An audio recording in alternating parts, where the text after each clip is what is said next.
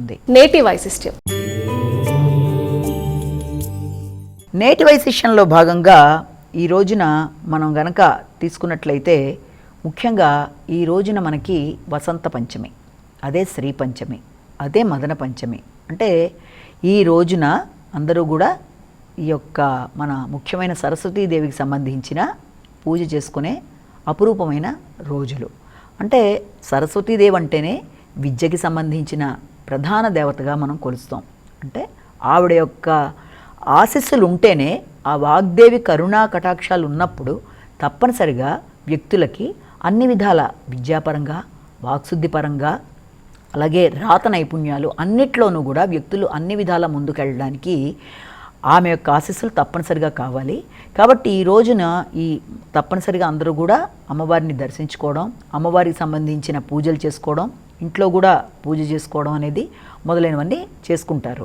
చాలామంది తమ తమ పుస్తకాలని అమ్మవారి దగ్గర పెట్టి, అంటే పెన్ను మొదలైనవి అమ్మవారి దగ్గర పెట్టి మొదలైనవి చేయడం, మరికొన్ని చోట్ల అక్షరాభ్యాసాలు ఈ రోజున మూకుమ్మడిగా చేసుకోవడం అనేది, ఇవన్నీ దేనికంటే అమ్మవారి యొక్క ఆశీస్సులు ఉన్నప్పుడు విద్యాపరమైన అభివృద్ధి అనేది వ్యక్తికి ఏర్పడుతుంది. అంటే వ్యక్తికి ధనంతో పాటు, ధైర్యంతో పాటు విద్య కూడా చాలా ముఖ్యమైనది. కాబట్టి విద్య అనేది రావడానికి ముందు జ్ఞానం కూడా చాలా ముఖ్యం. కాబట్టి ఆ జ్ఞానాన్ని అందించే ఆ మాత యొక్క ఆశీస్సులు లభించడానికి ఈ రోజున తప్పకుండా ఈ యొక్క తిథి చేస్తారన్నమాట. ఇవాళ ఆవిడ పుట్టినరోజులాగా చేసుకుంటూ వస్తారు.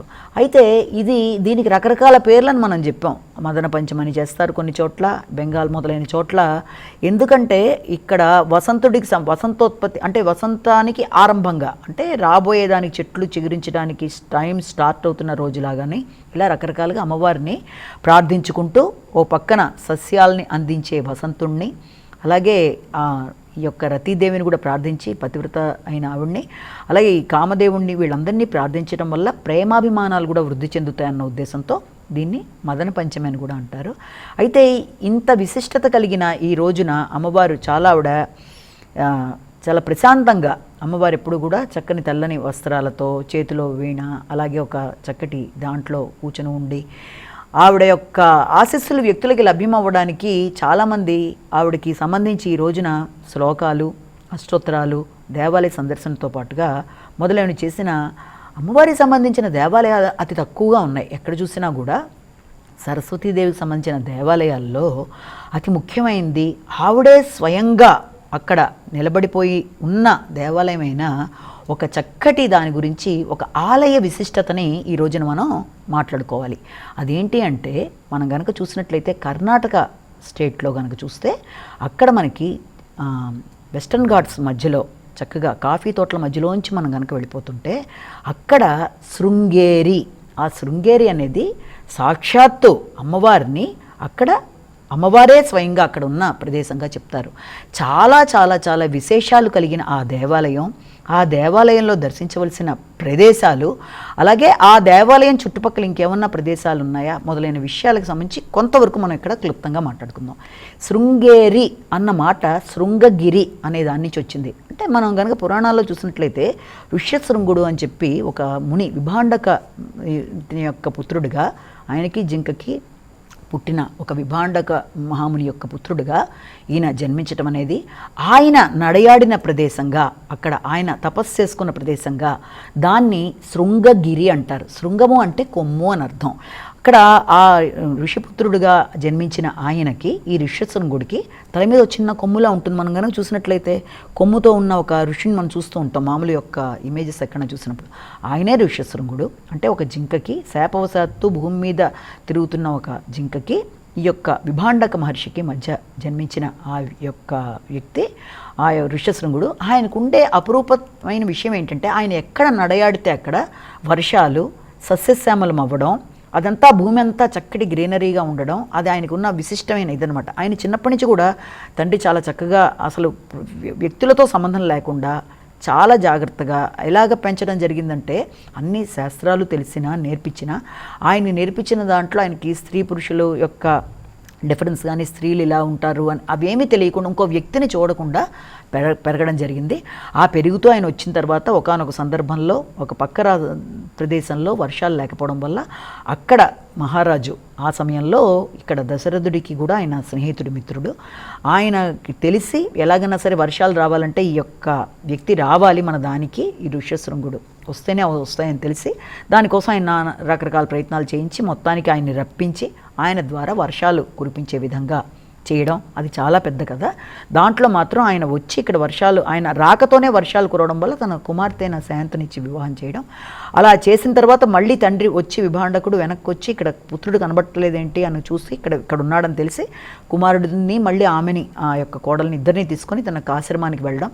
ఇక్కడ ఇద్దరూ కలిసి చాలా కాలం తపస్సు చేయడం జరిగింది. ఎవరు? విభాండక మహర్షిను ఈ యొక్క ఋష్యశృంగుడు ఇద్దరు కూడా విడివిడిగా శంకరుడి యొక్క ఇవి పెట్టుకొని పూజలు చేస్తూ మొత్తానికి ఆ లింగాల్లోనే వాళ్ళు కలిసిపోవడం అనేది ఈ యొక్క శృంగగిరి, శృంగగిరి అంటే దీని యొక్క ప్రాముఖ్యత ఇలా చెప్తారు. అయితే ఇక్కడ ఈ యొక్క ఋష్యశృంగుడు చేసిన ప్రదేశాన్ని కిగ్గే అంటారు. అది జస్ట్ మన శృంగేరికి 10 కిలోమీటర్ల దూరంలో ఉంటుంది, అక్కడ శృంగేరి.